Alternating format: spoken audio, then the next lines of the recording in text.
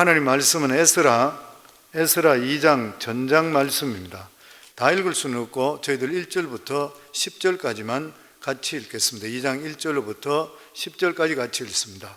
옛적에 바벨론 왕 느부갓네살에게 사로잡혀 바벨론으로 갔던 자들의 자손들 중에서 노임을 받았고 예루살렘과 유다 도로 돌아와 각기 각자의 성읍으로 돌아간 자 곧 스룹바벨과 예수아와 느헤미야와 스라야와 르엘라야와 모르드게와 빌삼과 미스발과 비그웨와 르훔과 바나 등과 함께 나온 이스라엘 백성의 명수가 이러하니 바로스 자손이 1172명이며 스바다 자손이 372명이요 아라 자손이 7075명이요 바핫 모압 자손이 곧 예수아의 요압 자손이 2812명이요 엘람 자손이 1254명이요 삿두 자손이 945명이요 삭게 자손이 760명이요 바니 자손이 642명이요 아멘. 유다 백성들이 유다가 완전히 바벨론을 통해 망해버렸죠. 북이스라엘은 앗수르를 통해서 망해버렸고, 그래서 북이스라엘은 망해서 앗수르를 통해서 끌려갔기 때문에 지금으로 따지는 것 같으면 이라크 북부 지역 쪽입니다. 앗수르가 이라크의 북부 지역 쪽이죠. 그런데 남유다가 망하고 포로로 전체 잡혀가는 것이 어디냐면은 역시 이라크 쪽이지만 남부 쪽입니다. 그렇게 생각하시면 돼요.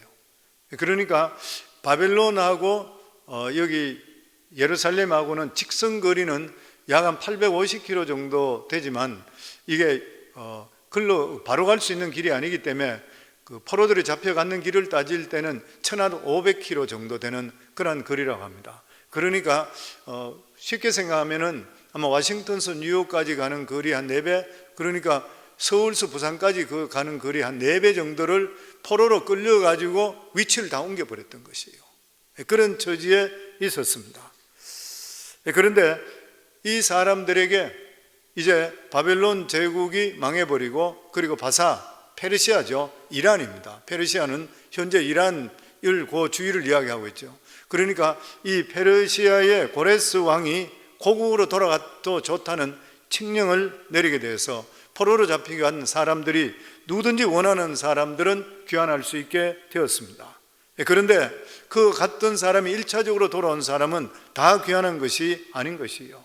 왜 그러냐면은 이미 70년 동안 포로 생활하면서 그 여러 지역에서 사람들이 퍼져 살았습니다. 한 지역에 모아놓은 것이 아니라 여러 지역에 포로 살았던 것이에요. 그러니까 70년 동안 그곳에 살면서 기반들을 잡았는 거예요. 우리 미국 이민 생각하시면 됩니다. 미국 이민 와서 70년 지났다 그러면 각 지역으로 흩어져서 기반들을 잡고 살아가고 있는 것이에요. 근데 이제 너희 나라로 돌아가도 좋다 이렇게 칙령이 내리는 것이에요. 그러니까 사람들이 생각할 때에 자기들은 돌아가고는 싶은데 환경적으로 돌아갈 수 없는 처지로 된 사람이 참 많았습니다. 거기 들어가는 사람이 나중에 보면은 에스더에 나오는 모르드게부터 해서 에스더부터 해서 여러 가지 나오는 그런 사람들은 그 당시에 가지 못하고 있던 그런 사람들, 나중에 왔던 그런 사람들이에요. 그러니까 그런 것을 생각하시면서 이 말씀을 들으면 됩니다. 그래서 첫 번째로 고레스 왕의 칙령을 통해서 1차로 귀환했는 사람이 몇 명이냐면은 이스라엘 백성들, 유다 백성들과 그리고 또한 종으로 되어 있는 그 유다 백성이 거느리고 있던 종들이 있었어요. 나중에 이야기하겠습니다만은 이런 사람들 7천여 명까지 해서 약 5만 명 가까이, 5만 명이 채 안 됐으면은 5만 명 정도가 1차적으로 유다로 예루살렘으로 귀환을 하게 되었습니다. 실제로 수많은 사람이 수도 없이 많잖아요. 출애굽할 때 이스라엘 백성들이 200~300만 됐잖아요. 거기에 비하면 5만 명이라는 것은 아주 적은 그러한 숫자였습니다. 그럼에도 불구하고 이 5만 명은 굉장히 중요한 그런 역할을 했죠. 왜냐하면 다른 사람들이 가지 못하는, 딴 사람들이 기반을 두고 떠나지 못했는데도 불구하고 예루살렘 성전을 재건한다는 것 때문에 모든 걸 다 내놓고 나갔던 사람입니다. 기반을 다 내놓고. 이 사람들은 굉장히 용기 있는 사람이에요. 왜냐하면 예루살렘은 이미 폐허로 완전히 변해버렸습니다. 그러니까 성전도 완전히 무너진 상태고 성벽도 무너졌잖아요. 이런 상태에 들어가 있는데 거기에 자기들이 선발대로 나가는 거예요. 가라 그러니까 먼저 나왔대요. 다 정리해버리고. 대단한 사람인 것이죠. 이 에스라와 느헤미야에 의하면은 바벨론의 유다의 포로는 3차에 걸쳐서 예루살렘에 돌아옵니다. 첫 번째가 수룹바벨의 지도하에서 주전 538년에 약 5만 명 정도 귀환, 그리고 두 번째가 에스라, 오늘 지금 읽는 이 에스라, 선지자 에스라의 영도하에서 458년, 즉 80년 뒤에 1800명이 귀환합니다. 그리고 그 후에 주전 444년에 느헤미야와 함께 알 수 없는, 정확한 인원은 알 수 없어요. 그리고 예루살렘으로 많이 와서 정착했습니다. 그러니까 애굽에서 나올 때하고는 차이가 많이 나는 것이죠. 애굽에 나올 때는 한꺼번에 다 빠져나왔잖아요. 그리고 광야를 거쳐 가나안 땅에 다 들어갔습니다. 그런데 지금은 사람들이 모두 다 흩어져가, 포로로 잡혀가서 다 흩어져 정착에 살고 있기 때문에 함께 움직이는 것이 거의 불가능한 그런 일인 것이에요. 그런데 선발대로 5만 명이 먼저 용감하게 돌아서 성전을 짓고 그리고 성을 쌓고 난 뒤에 기초를 닦아놓은 후에 지속적으로 계속적으로 유대인들이 그쪽으로 옮겨오기를 시작했습니다. 오늘 본문에 보여주고 있는 것은 바벨론의 안정된 생활을 다 포기하고 먼저 예루살렘에 돌아온 모든 가족들, 그리고 그 숫자들입니다. 참 용기 있는 그런 사람들이죠. 보면 이들이 가족별로, 지역별로 나오는 것은 이 사람들이 언젠가는 예루살렘으로 다시 돌아갈 것이라 생각해서 자기들끼리 살았던 거예요. 자기들끼리 흩어지지 않고 가족별로 그리고 지역별로 회당 중심적으로 신앙생활을 하고 있었다는 것을 말해주고 있는 것입니다. 우리 1절에서 2절 저희들 함께 읽겠습니다. 옛적에 바벨론 왕 느부갓네살에게 사로잡혀 바벨론으로 갔던 자들의 자손들 중에서 노임을 받고 예루살렘과 유다 도로 돌아와 각기 각자의 성읍으로 돌아간 자, 곧 스룹바벨과 예수아와 느헤미야와 스라야와 르엘라야와 모르드게와 빌산과 미스발과 비그웨와 르훔과 바나 등과 함께 나온 이스라엘 백성의 명수가 이러하니, 여기 보면은 예루살렘과 유다 도로 이래 되는 걸 볼 때, 유다는 그 당시에 이 바사의 일개 하나의 도예요.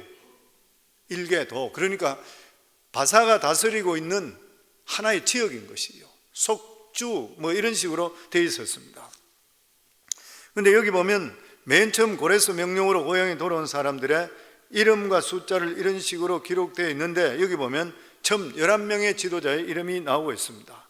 그 위에는 무슨 자손, 가족별로 숫자 나오고 어디 사람, 지역별로 그리고 숫자가 볼 수 있습니다.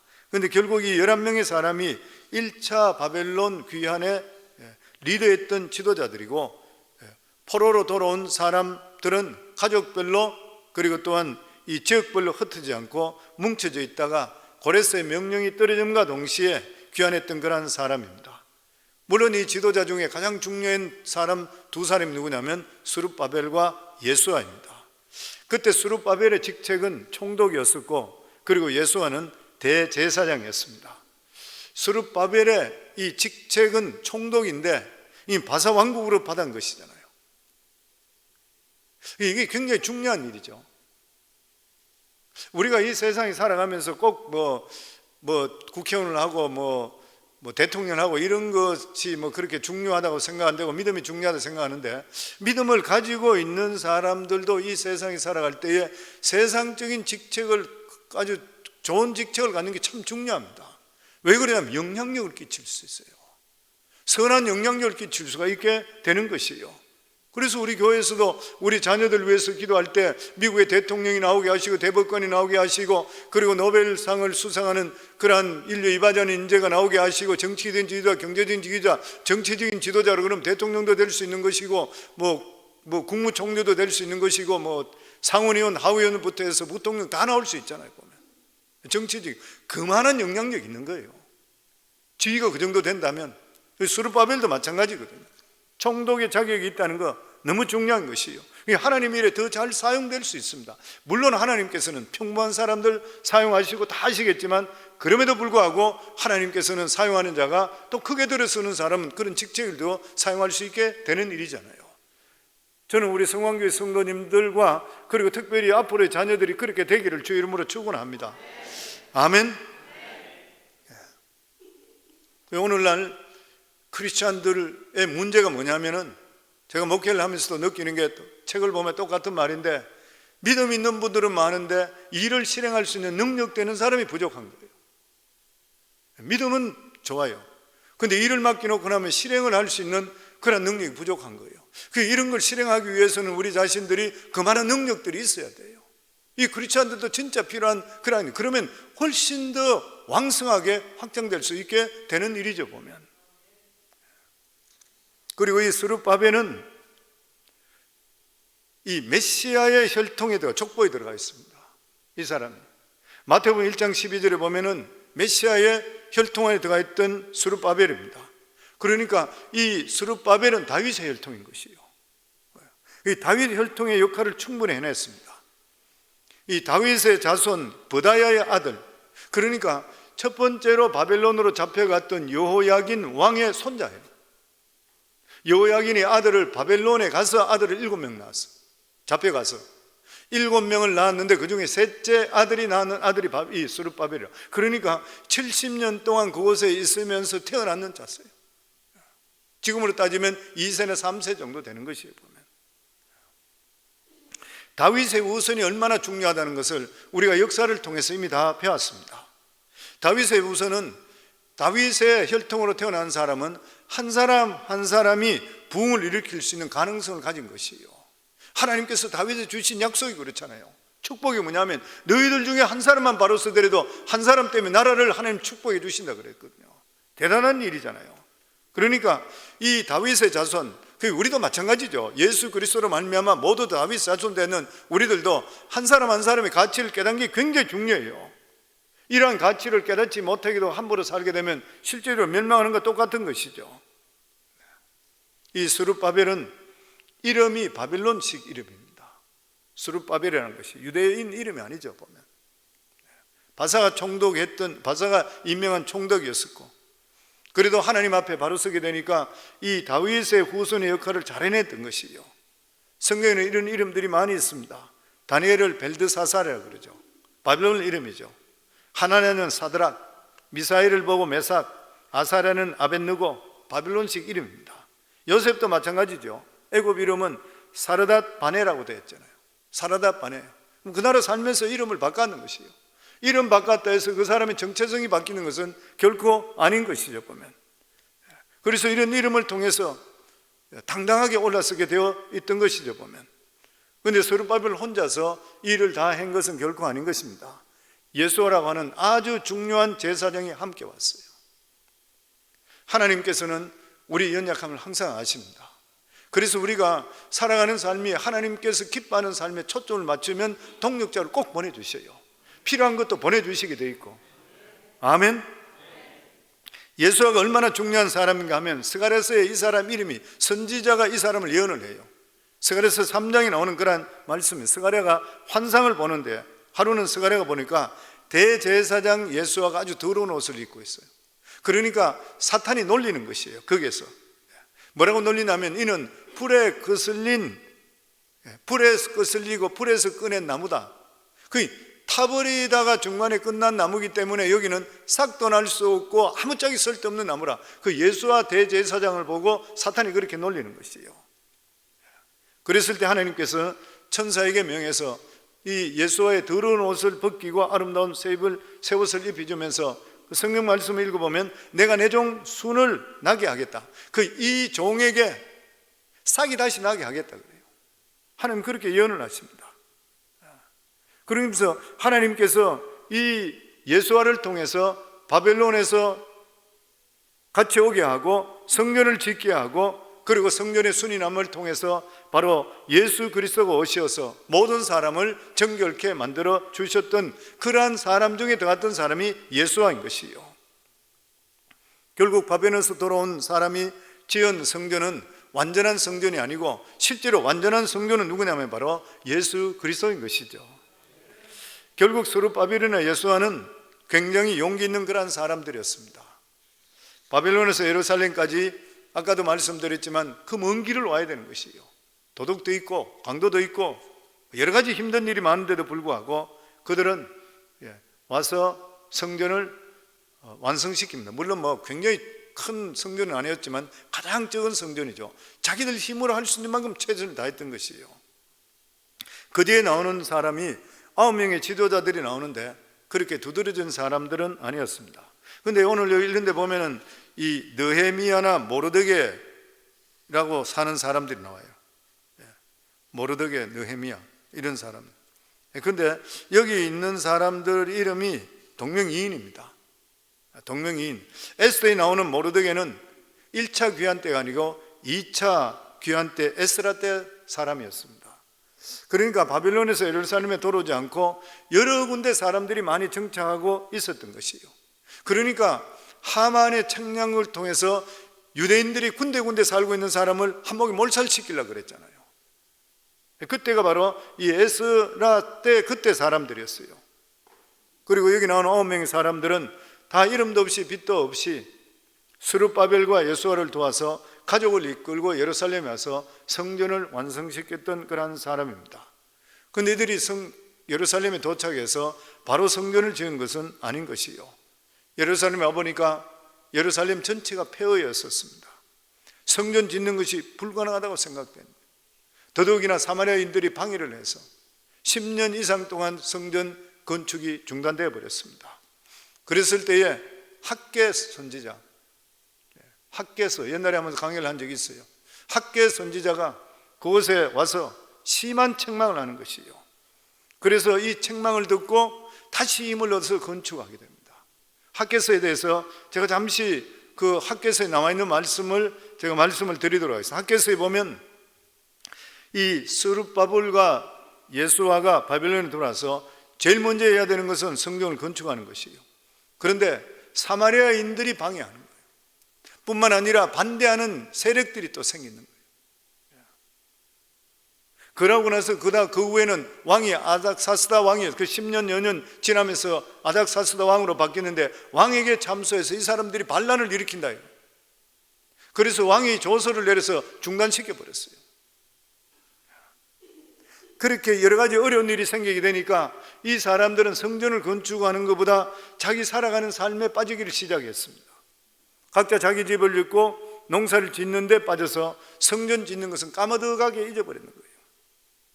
그러자 하나님께서 유다의 두 지도자인 스룹바벨과 제사장 여호수아를 학계 선지자를 통해서 책망하십니다. 그러면서 하는 말씀이 도대체 너희가 지금 무슨 일을 하고 있느냐?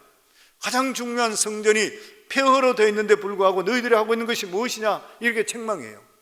학개서 1장 4절에 보면 이 성전이 황폐하였거늘 너희가 이때 편백한 집에 거주하는 것이 오늘날 패널도 되어 있는 것, 그래 집을 너희들이 완전한 집을 짓고 어떻게 살 수 있냐 이 말이에요.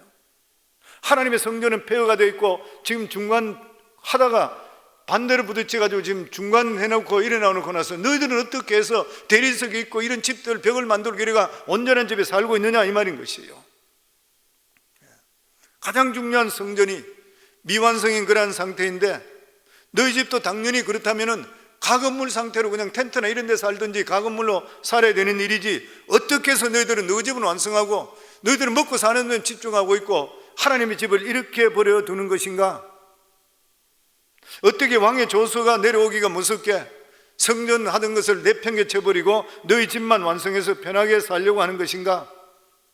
하나님께 유다 백성들에게 요구하는 것이 무엇입니까? 우리 삶에도 똑같은 말인 것이에요.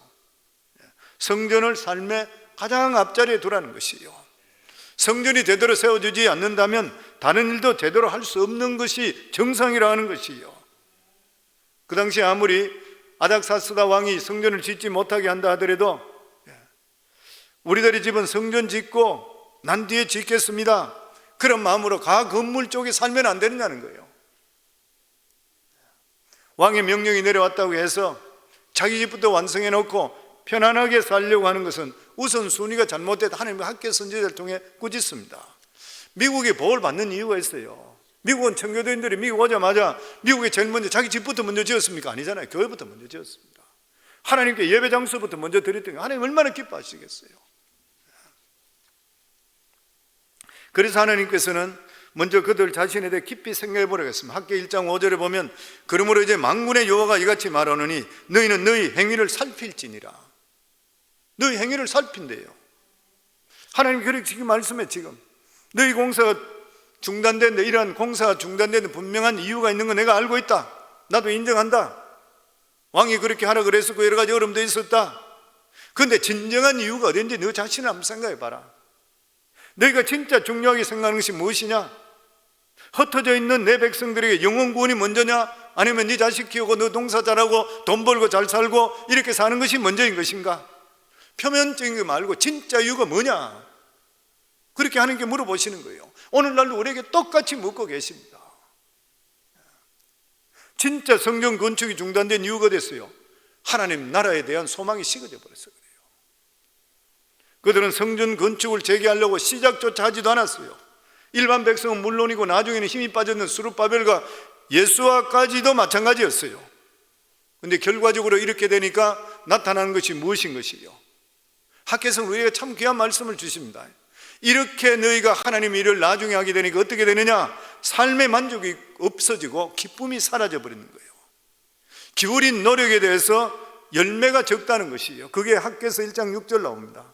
너희가 많이 뿌릴지라도 수확이 적으며 먹을지라도 배부르지 못하며 마실지라도 흡족하지 못하며 입어도 따뜻하지 못하며 일꾼이 삭을 받아도 그것을 구멍 뚫어진 전대에 넣음이 되느니라. 하나님이 안 지켜준다는 거예요. 하나님이 안 지켜줘요. 이런 여기서 이야기했는 거 뭐 수학부터 해서 온갖 거 전부 다 일꾼 삭 다 우리가 살아가는 삶에 다 필요한 것들이에요. 근데 노력한 만큼 수확이 안 들어온대요. 그래서 성도님 하나님이 지켜주시, 하나님 복을 주셔야 돼요. 우리가 인생을 살면 40만 넘어가면 이렇게 깨닫게 됩니다. 40만 넘어가면 내가 아무리 큰 소리 치고 잘한다 하더라도, 교회에서도 보시면 성도님 왕년에 못 사는 사람 어디 있어요? 다 한 가닥씩 다 했어요 보면. 근데 실제적으로 지금 현재 어떠냐 말이에요. 돌아보시면 다 그래요. 하나님께서 믿음 생활 바라시고 지켜주시고 인도해 주신 게 진짜 남아있는 거예요 보면은. 아멘. 그렇기 때문에 하나님 백성들이 자기 삶에서 가장 중요한 문제를 해결하지 않고 다른 일에 달려가게 될 때는 나타나는 결과가 그렇다는 것이에요. 하나님께 말씀하는 것이 무엇입니까? 항상 우선순위입니다.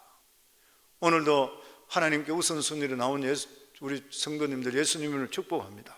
저는 항상 기도할 때 새벽 기도도 그러고 수요예배 나올 때도 항상 그렇게 기도해요. 하나님 오늘도 나오는 성도들 복을 주세요. 새벽 기도 나오는 성도들 복을 주세요. 수요예배 나오는 분 복이, 왜냐하면 특별한 분들이 오잖아요. 뭐라 그러더라도 주일날은 교회 오는 거 다 알아요. 사람들이 주일 성수 안 하면 안 된다 생각해요. 그럼에도 불구하고 주중에 하나님께 나올 수 있는 그러한 성도들은 그래도 내가 믿음 안에 좀 바로 살아봐야 되겠다 이런 생각을 하는 사람이에요. 그러니까 당연히 복을 받아야지요. 거기에 합당한. 우리 삶 속의 우선순위가 무엇인 것입니까? 돈 벌고 좋은 직장 다니는 것 굉장히 필요해요. 우리 살아가야 되니까. 그렇지만은 우리 구원받고 하나님의 자녀된 우리 하나님의 백성들에게는 항상 영혼의 소중함이 우선돼야 돼요. 영혼이 건강하지 못하게 되면 죽으라고 일한다 하더라도 수확이 별로 없는 거, 남는 게 없어요. 영혼이 먼저야 되고, 그리고 영혼이 건강해야지 축복을 받을 수 있는 그릇이 준비될 수가 있어야 되는 것이에요. 영혼이 병들어 보세요. 아무리 돈이 들어오고 좋은 집에 산다 한다 하더라도 만족함이 없어요. 신앙생활에 하나님 진짜 만난 사람은 그렇습니다. 하나님을 아는 사람은 내가 영적으로 충만하지 못하면 기쁨이 없어요. 집에 있더라도 마음이 불편해. 재미가 없는 것이에요. 성경이 뭐라고 우리에게 말씀합니까? 상황이 어려우면 어려울수록 하나님을 항상 가장 앞자리에 모실 수 있기를 주 이름으로 축원합니다. 가장 좋은 것을 하나님 대접하라 그랬잖아요. 아멘. 저 우리 성도님 모두 다가 이렇게 되고 이것을 항상 유념하셔야 돼요. 평생에. 그리고 3절부터 26절까지는 누구누구 자손식이라 이러면서 가족별로 나옵니다. 이 사람들은 바빌론에서 와서 가족들끼리 흩어지지 않고 모여서 신앙생활을 했던 그런 사람이에요. 이 사람들은 이 바벨론에 와서 가족끼리 모여서 먹고 살기 위해서 열심히 노력했던 그런 사람입니다.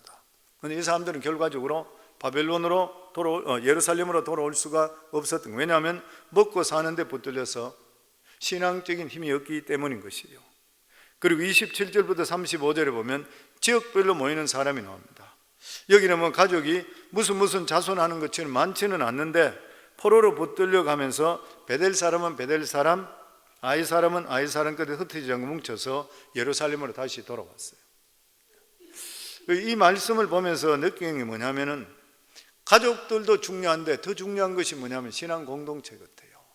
신앙 공동체. 그래서 우리나라 사람들은 외국에 나가게 되면 미국도 마찬가지 어느 나라 가더라도 보면은 한국 분들끼리 교회에서 신앙생활하는 거 정말 하나님 주시는 큰 복이라 생각해요. 교회를 통해서. 그리고 한국 분들은 한국 교회 모이는 게 좋습니다. 한국 교회. 저도 지금 목회 21년 동안 하고 있잖아요. 성도님 중에서 미국 교회 다니시다가 우리 다시 교회로 돌아오신 분 많이 계셔요. 어떤 분들은 한국 교회 싫다고 미국 교회 다니는 그런 분도 계셔요. 근데 세월이 지나면서 나타나는 정상이 뭐냐면 본인의 신앙을 잃기 시작합니다. 왜냐하면 코리안이, 에이시안이 미국 교회에서도 주류로 들어가기가 진짜 힘듭니다. 그거는 우리 2세들이 우리한테 이야기하는 말이에요. 주류로 들어가기 진짜 힘들어요. 지난번에 김충근 장로님 그 아들은 여기에 연방정부의 검사잖아요.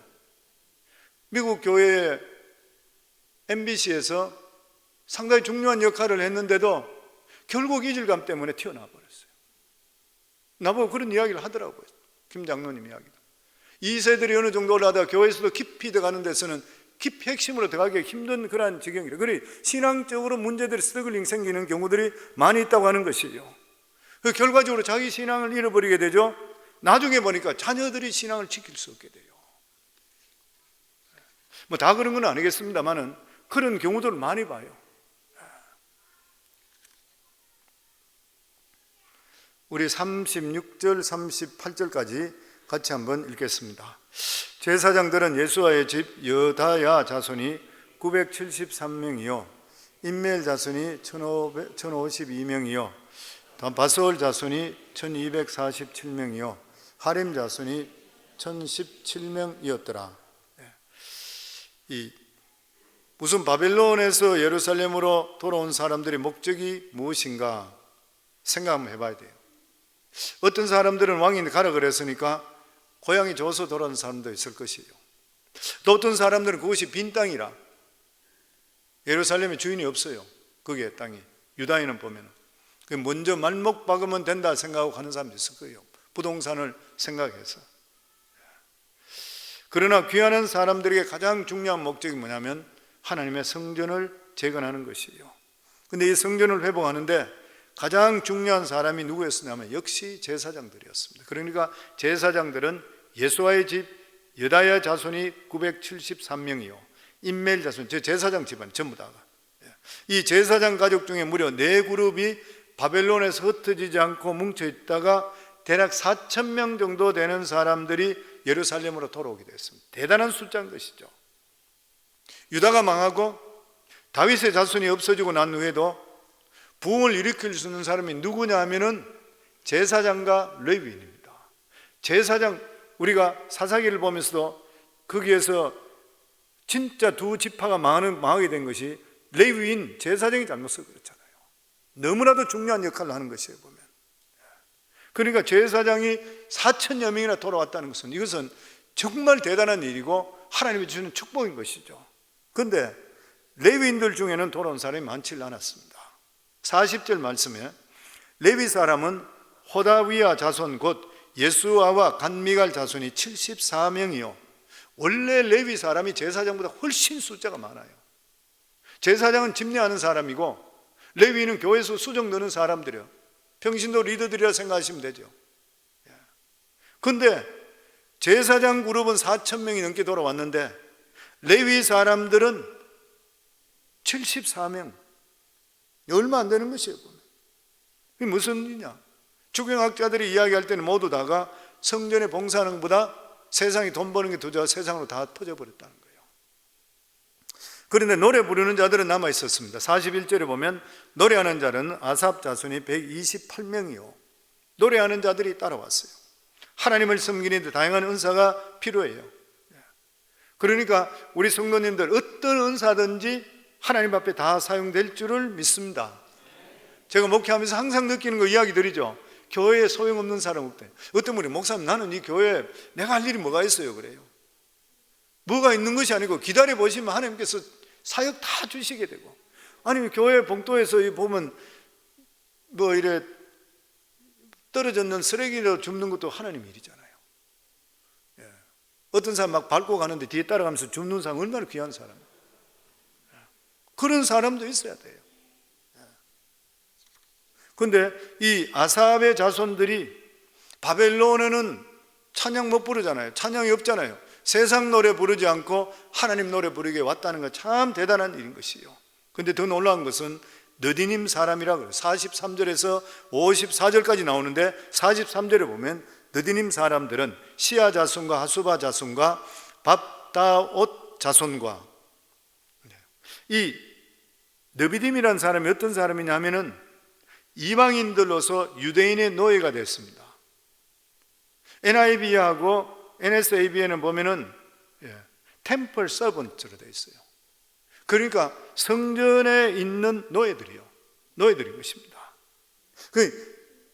이 레위인들을 위해서 나무든지 나무 패오는 일과 물 깃는 일을 했던 그런 사람들인 것이에요. 그 성전에 허드렛 일을 하던 그런 사람이었습니다. 근데 참 놀라운 일이 뭐냐면 이 사람들이 바벨론의 포로로 잡혀가서 얼마든지 바벨론에 잘 살고 바벨론에서 그냥 있어도 되는데도 불구하고 세상으로 남지 않고 예루살렘으로 돌아왔어요.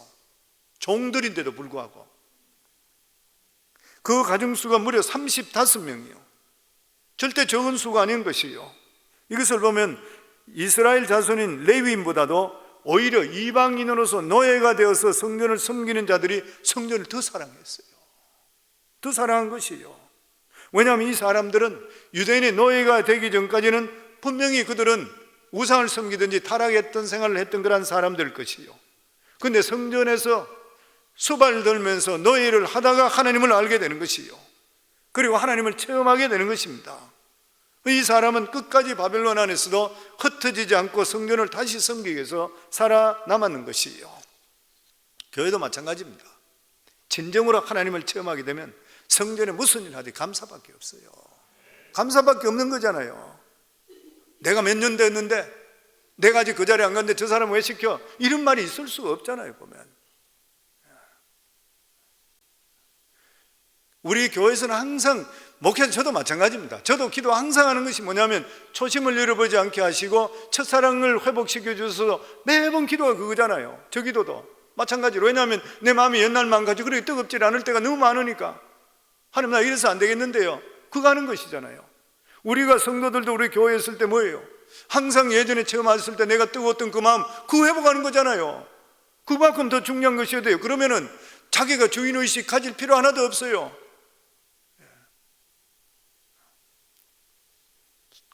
실제적으로 보면 영적으로 힘들고 지치던 이런 사람들이 교회 오면 더 큰 은혜 받고 더 열심히 하잖아요. 보면 그런 거 보고 나서 우리가 도전받아야 되는 것이에요. 나도 저랬었는데 내가 더 열심히 해야지. 그래야 되는 것이에요. 보면 또한 놀라운 것은 솔로몬 때 잡혀와서 성전에 부역을 했던 사람입니다. 55절에 보면 솔로몬의 신하의 자손은 소대 자손과 하소베렛 자손과 브라다 자손과, 근데 여기에 신하의 자손이라고 되어 있는데 여기에 보면 원어에 들어가면 종들입니다. 종들. 이 사람들은 가나안 전쟁 때에 포로로 잡혀왔던 그런 사람들이에요. 그러니까 이 사람들은 느디님 사람보다 더 오랫동안 솔로몬 때부터 천한 일을 했던 그런 사람, 솔로몬 때부터 성전에 부역을 했던 그런 사람, 얼마나 오래 종살이 했는지 몰라요. 근데 이 사람들이 변하지 않고 다시 성전으로 와서 종살이 했는 거예요. 하나님을 알게 되면 하나님 전에 섬기는 것 얼마나 귀한 일인지 몰라요. 뭐 저를 그런 이야기 우리 가끔 하지만 우리 사역자들 항상 듣잖아요. 저한테 이야기가. 우리가 목회자로서 생활비 받으면서 목회하는 거 얼마나 큰 축복이냐. 너 자주 이야기합니다. 나는 병신으로 오래 있었기 때문에. 성도들은 아침부터 저녁까지 일하고 캐리아웃 다니는 사람은 정말 말이 좀 그렇지만 새가 빠지도록 일을 하고 온몸이 삭신이 녹는데 그런데도 새벽 기도하고 가는 사람이 있어요. 그리고 일하면서 또 하나님 앞에 11조 드리고 열심으로 헌신해요. 그런데 교회 교육자들이 돈 받으면서 자기 자신들이 신앙생활 잘못한다 그러면 그게 어떻게 올바른 일이냐는 거예요. 말이 안 되는 이야기잖아요. 보면 은혜 받았다 그러면은 우리 삶 속에서 우리가 하나님께 하고도 더 드리고 싶은 그 마음을 가질 수가 있어야 되는 일인 것이에요. 보면 59절 말씀에 보면 델멜라와 델하르사와 구룹과 앗당과 인멜에서 올라온 자가 있으나 그들의 조상의 가문과 선조가 이스라엘에 속하였는지 밝힐 수 없었더라. 여기 보면 예루살렘에 돌아오기는 왔지만 족보가 분명치 않는 사람들이에요. 이 사람들은 혼혈족일 것이라, 아니면 이방인으로서 유대인 속에 끼어있는 그런 사람일 것이라, 어쩌면 족보를 소홀해서 자기가 누구한테 관계된지 모르는 사람일 것이라 보통 이렇게 해석을 하고 있어요. 보면 한국도 가족 개념이 강해서 족보를 굉장히 중요시 여깁니다. 이스라엘도 족보를 굉장히 중요시 여겨요. 족보에 이름이 올라와 있지 않는 그런 사람은 문중에 제사나 중요한 행사 같은 데 끼워주지도 않는 것이요, 이스라엘 자손들은 성전 제사 드릴 때 가족 단위로 하기 때문에 족보가 굉장히 중요했어요. 그 중에 특별히 제사장의 자격입니다. 그래서 결국 계보가 분명치 않은 제사장들은 자격을 주지를 않았던 것이요, 그게 62절에서 63절입니다. 우리 같이 읽겠습니다. 이 사람들은 계보 중에서 자기 이름을 찾아도 얻지 못하므로 그들을 부정하게 여겨 제사장의 직분을 행하지 못하게 하고 방백이 그들에게 명령하여 우림과 둠빔을 가진 제사장이 일어나기 전에는 지승물을 먹지 말라 하였으나, 이 제사장은 하나님과 이스라엘 백성을 연결해 준 사람이기 때문에 소속이 불분명하면 안 돼요. 확실해야 되는 것이에요. 그런데 만약에 불분명하게 되면은 아무리 제사장이 가족이라 한다 하더라도 그 일을 못하게 하고 우림과 둠빔을 가진 사람 대제사장 양쪽 가슴에 넣고 이래 할까요 저래 할까 할 때 뭐 정확한 우림과 둠빔이 어떻게 생긴지는 모르지만 보통 흑돌이나 백돌 그렇게 이야기하잖아요. 그런데 그것을 보고 나서 어느 쪽으로 갈까 저쪽으로 갈까 할까요 하지 말까요 하나님께 물어볼 때 어떻게 할까, 이거 하는 것이 대제사장이 하는 것이에요. 여기에 있는 것이. 근데 대제사장이 서게 되면 분별력이 있기 때문에 누가 제사장인지 정확하게 알고 그리고 지성물을 먹도록 해주는 것이요, 그렇지 않고는 못 먹게 하는 것이요. 왜 그러냐면은 포로 기간 동안에 제사장이라 하더라도 아무 이득될 것이 없게 되니까 가문을 포기해버리고 세상적으로 살다가 돌아간다 그러니까 다시 돌아와서 자기가 제사장이라 이렇게 이야기하는 사람들이 있었다 그래요. 이렇게 해서 1차 바벨론에서 포로온 사람들이 유다 백성이 42,360명이고 노비가 7,337명, 대략 5만 명이 조금 못 되었습니다. 그런데 궁금한 것은 유대인들이 완전히 망해서 바벨론으로 포로로 갔는데 어떻게 노비들이 7,000명이나 될 수 있냐, 자기들도 포로로 잡혀갔는데. 학자들이 이야기할 때에 유대인들이 바벨론으로 포로로 가서 완전히 빈손이었지만 유대인들은 장사를 잘하는 것이에요. 사업을 잘했을 것이라. 그리고 마음대로 거기서는 포용하는 정책을 다 썼기 때문에 다 자기들이 먹고 살도록 다 해줬던 것이에요. 물질적으로 크게 복을 받게 되니까 자연적으로 노비를 살 수가 있었을 것이라, 그 정도 부자가 되었을 것이라 그렇게 이야기합니다. 그렇기 때문에 잘 사는 사람이 이렇게 많았기 때문에 왕을 통해서 예루살렘으로 다시 돌아가라 하는데도 불구하고 예루살렘으로 돌아가는 사람들이 적었던 것이에요. 이미 기반들을 다 잡아놨던 것이에요. 바벨론에 정착하고 잘 살고 있기 때문에 굳이 예루살렘으로 돌아가고 싶은 마음이 별로 없었던 것이에요. 저는 이 말씀을 보면서 설교 준비를 하면서 마음에 오는 게 뭐냐면은, 만약에 우리 후손들에게 신앙을 심어주지 않게 된다면 앞으로 한 70년 후면 어떻게 될까? 앞으로 70년 어떻게 될 것인가? 과연 뭐가 남겠나? 우리 자녀들 속에 과연 뭐가 남겠나? 갑자기 내 마음속이 더 암담해지는 것 같아요. 마음에 들어오는 것이 뭐냐면, 생각해 보세요. 앞으로 70년, 100년 정도 지난다 그러면은 우리 자녀들이 어떻게 될까요? 한국인의 정체성이 있을 수 있을까요? 아니면 한국인의 정체성보다도 더 중요한 게 신앙의 뿌리를 가지고 자기가 믿음으로 바로 살 수 있을까요? 우리가 죽고 없어진다 하더라도 우리들의 자녀들은 자기 자녀들에게 또 믿음을 전수하고 이렇게 해줄 수 있는 자녀들, 그렇게 해줄 수 있을까요? 물론 그래야 되겠는데, 사실적으로 이스라엘 백성들만 하더라도 하나님을 섬기던 백성이 포로로 잡혀가 70년이 지나고 나서는 자기 나라로 돌아가야 되는데, 거기 먹고 살고 기반 잡고 나서 그 사람들 돌아가지 않고 거기 동화되어 버린 것이에요. 그래서 우리 삶에, 우리 교회에서 계속 부르짖는 게 맞습니다. 성도님들, 신앙의 뿌리를 내릴 수 있어야 되고, 그리고 믿음의 유산을 자녀에게 남길 수가 있어야 되는 것이에요. 그렇지 않으면 미국에 잘 살러 왔다가 뿌리까지 없어져 버려요. 잊어버리게 되는 거예요. 앞으로 몇십 년 후에 두고 보세요. 어떻게 될지. 우리 자손들이 지금이라도 자녀들을 믿음 안에 바로 살지 못하게 하고 부모님 결사적으로 해주지 못한다면 앞으로 우리 3, 4대 정도 내려간다 그래 보세요. 어떻게 되겠습니까? 그래서 그런 마음이 막 돌아오기 시작해요. 우리가 이런 것을 우리 교회에서는 막 부르짖고 있는데, 그 부르짖는 게 맞기도 하지만 한편으로 생각할 때에, 야, 앞으로 어떻게 될 것인가, 그런 생각이 많이 드는 것 같아요. 저는 우리 성도님 모두 다 정말 우리 자손 대대로 자녀들에게는 그렇게 이야기하셔야 될 것 같아요. 저는 우리 자녀를 그렇게 이야기합니다. 나는 너희 대는 우리가 책임졌다. 우리 부부가 먼저 예수 믿고 너희 세 자녀 다 예수 믿었으니까, 다 믿음의 자녀들, 그리고 믿음의 배우들 다 만났으니까, 그 다음 너희 자녀 너가 책임져라. 그리고 그 다음 너희 자녀들 보고 너가 부탁하는 것은 그 다음 자녀는 너가 책임져라 그래라. 믿음적으로.